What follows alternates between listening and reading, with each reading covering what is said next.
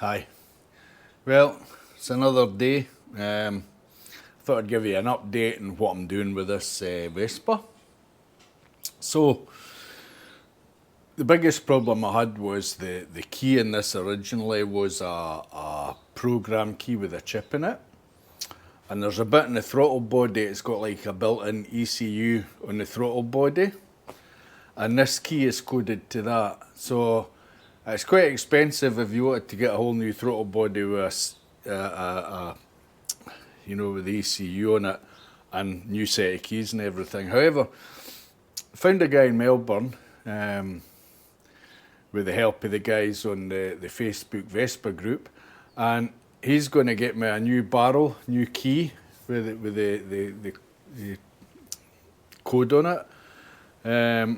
And I've sent him the throttle body and he's going to reprogram it so as it matches the key and then send it back. And the price is really, really good. So I'm happy about that. So really, until that's done, I don't know what the engine's like. You know, whether it's any good or whether maybe somebody's cooked the engine or whatever. So my plan, I think now, is the more I look at this, the more I like it. I think the plan is now is to restore it as best I can. That is once I get the engine running. So for now I'll strip it down. Once it's stripped down, I get these bits, I can try it, start it, see if it runs. And if it's going to be okay, then I'll get all the body panels off and I'll get everything stripped off it, repaint it, respray it all, get all this sorted out. I'll get the engine, I'll clean the engine while it's all bare, check it over, see if it's needing anything done, and then build it from there. So at the moment I've taken the front panel off, as you'll see, and that's allowed me to undo this panel, which is just held on by the fuse box here. So I'll get that taken off. Here's what's left of the old outside of the old barrel. I noticed it's got a cigarette lighter type thing there, or not a cigarette lighter nowadays, is it? It's an auxiliary port. And as I know nothing about them, I was quite surprised seeing two radiators in there. So I'd imagine that's going to be fun to bleed. Obviously that'll all get flushed out. There's no point in doing all this and not flushing all that old crap out of there and putting new coolant in. Although the coolant's red, it doesn't look too bad, but I don't know how long the bike's been sitting. I've got this is a battery. It's an LED battery, and I bought this for my daughter's bike, and she ran with it for a month or so, and her bike kept losing power again, and the battery was flat. So I thought, oh no, the battery's done again. So I got another battery and the same thing started to happen. Then I found out it was a rectifier. So I put a new rectifier in it and the bike's running perfect now. That was the high sung I did a while ago. And it's in my other videos. Anyway, so that was the original battery I bought for it, which was only used for a wee while and then went flat. So I've put it on charge, it's charged up. And my charger says that the battery's in good condition. So why not stick the lithium battery, as it is, lithium battery, into the Vespa and get good use of that. So, one of the biggest problems with this bike is the seat. So as you can see, it's been a vinyl seat and it's been ripped and weather's gotten into it and ants as well by the looks of things. And it's just rotted and perished. So what I'm going to do with that is take all this off, take the whole seat off, give it to my wife, and she's going to have a wee shot at stripping it off and making a new seat using the same material, but this time we're going for black because I didn't like that browny colour. And of course the backrest, that's the original colour, but I'll take that off, and if she makes a good job of the seat, I'll just get her to do a backrest as well. But rather than just use the one sheet in the material, she's going to do the same, you know, cut each bit out and stitch it all together and then put it on. So that's what I need to do now, is get this seat off for her. There's a wee hinge there with 2 bolts, but there's also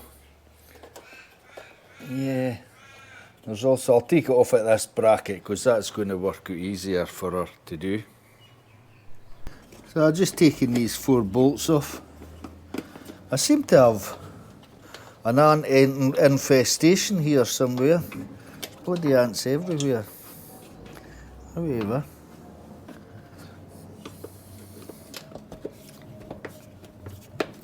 the last one.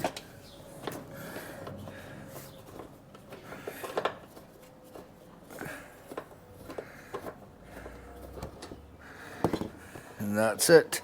Now, as soon as I lose the screws, I'm just going to stick them back in the holes so as I know where they are. Because sometimes you take stuff out and you leave the screws lying around, you can't remember what bloody screw went in where.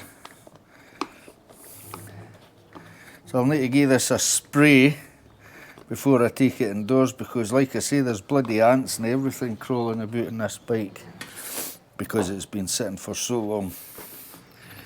Yeah, you can see them all in there. I'll get some ant spray, I'll go and spray this seat, then I'll give it to my wife and we'll see how she gets on.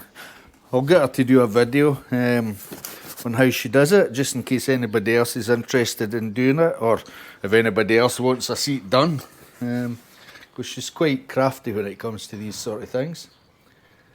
So I'm thinking, if she's going to do the seat, might as well do the box to match. I've got the guy that's doing my keys is doing me putting a new barrel in the lock here, so as I have a key for opening the hatch, which is good because there's no key for this and I don't know where the original is. And this box I'm going to give it a clean up, and this will get resprayed with the rest of the bike. So I might as well take this back panel off, and the screws in it are in there. I'll just whip them out. It's pretty dark in here. I'll whip them out and I'll give her the backrest as well. So, taking all these screws out. This is the last one. That wasn't holding on by much. Not by much at all. So yeah, so this is the other bit. So see how she gets on with the seat, and if she's ready, they can get this recovered. So yeah, take this box off. There's 4 screws. 2 of them are just normal screws, and 2 of them are screws with bolts on. So I managed to get that other screw out. It was kind of seized in a wee bit, but that's it out now, and it all comes off pretty easy. So I'll take my tools out of this, stick this to the side. All the bolts and screws are in it, and that's that job done.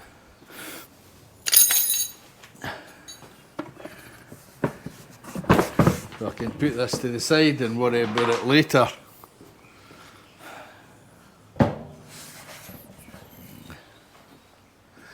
So I think next I want to take all this frame off of here. So I think it's just a couple of spline sockets there, Allen keys here, and this should hopefully come off. Yes. Take this rack off, and I can get it all cleaned up and polished up. There's no rush to do it. No, that's the wrong one. That'll be that one. There's no rush to do it. I can do it in my leisure. The main thing will be getting the keys and everything back and making sure she's going to run properly. Fingers crossed. So I've got all the bolts out, and there is the rack. As you can see underneath, it's starting to get rusty. So I'll get that stripped off and I'll rub it down and give it a polish up to protect it. That's on a spring. Don't know what that's supposed to do, but however, odd. I think the thing's supposed to spring up and down, but it's been sitting in the same position for so long. Oh, it won't because of that bracket. If I took the bracket away and done away with the top box, this would spring up and down, but yeah, I think the top box will be going back on. Oh, and I'll put the screws back into their original holes, unless I wanted to take this off. But I don't think there's a need to at the moment, so I'll just leave the screws in slack. So I was taking this front cover off. It's just a matter of pushing that fuse box out. The fuse box. I've got a wee switch here as well. What's this one? Oh, this is the button for opening the seat, so I'll take that off. It should come out. There we go. Yeah. And what's this one? Ah, this is the bit for unlocking the seat. I don't know if I can get that off or not. To get that cable unhooked, I think it's easier if I take this off. Just undo the bolts, take the gas cap off. Like that. Set the gas cap on, so there's nothing dodgy is going to go down there. I'll stick that in the tub, and then you can unclip this.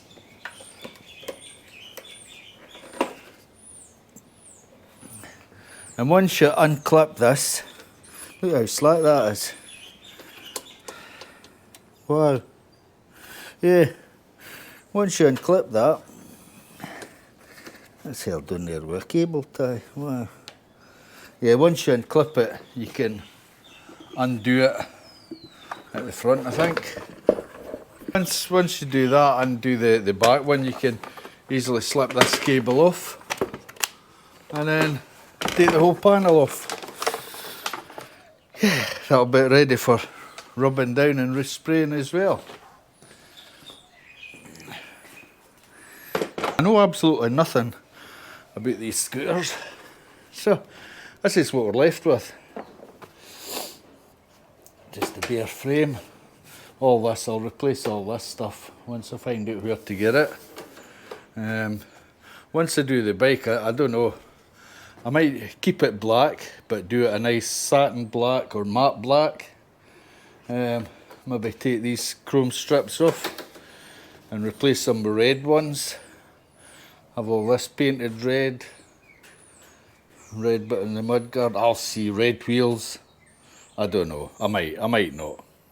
Like I say, I'll see how it goes with the bike. But that's about it for just now. Like I say, I don't want to strip any more off it because I don't know if it's going to run, if it's going to be fine. And if it's not going to be fine, I might either have to get another engine for it or convert an engine for it, or I don't know, do some with it, sell it off as spares. A lot of good bits on it, apart from that. And just in case anybody's wondering, it's been off the road for a while, but it's never been written off, which is one of the reasons I bought it. And the registration only ran out not that long ago, so it's been sitting for a year. And that's the reason I bought it, because it wasn't written off, so I know that once I get it fixed up, I can take it away, get a roadie on it, get it re-registered, and Bob's your uncle. Back on the road again without too much hassle. But yeah, she's not a bad looking wee thing. But it's going to take a bit of work. It's going to take a fair bit of work. But you know what? I'll get there. Rome wasn't built in a day, and neither will this Vespa. Anyway, so I just noticed there's a wee plate on there, and it's Vespa PSI M45, and it's got Peter Stevens Importers Pty. So this was imported by Peter Stevens. Yeah, would you believe it? Peter Stevens imported this. I didn't know he sold scooters. He maybe did all these years ago. But yeah, we'll see how it goes. I might go and give it a wash and get it back and see how it looks after that. Right. So I sprayed it with sort of degreaser all over in the engine and everywhere. So now I'm just going to put some foam over it. Maybe.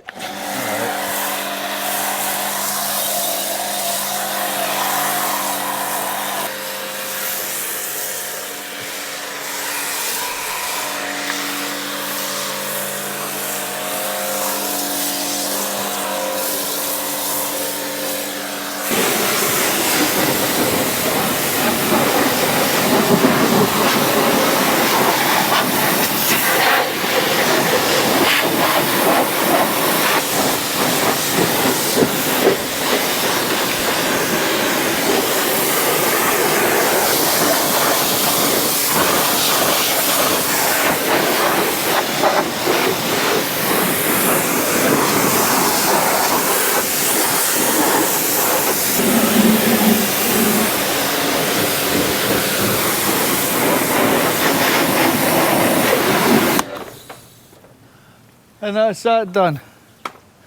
Now, let's have a wee look inside. So that's looking a hell of a lot cleaner for this side. You'd think it was brand new. I've washed all the shit.